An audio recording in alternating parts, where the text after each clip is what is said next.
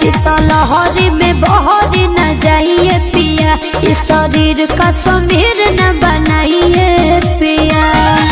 कोयला के आग जस लहर जाएगा, इसलाई पकाठी रगड़ जाएगा, कमर में दिसंबर गुजार जाएगा, गरम हट के आहट भीतर जाएगा, कमर में दिसंबर गुजार जाएगा।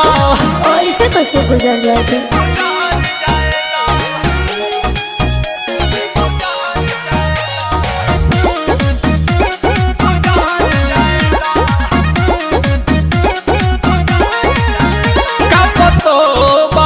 चापतो बारू आग पुअरा के तू तापतो बारू,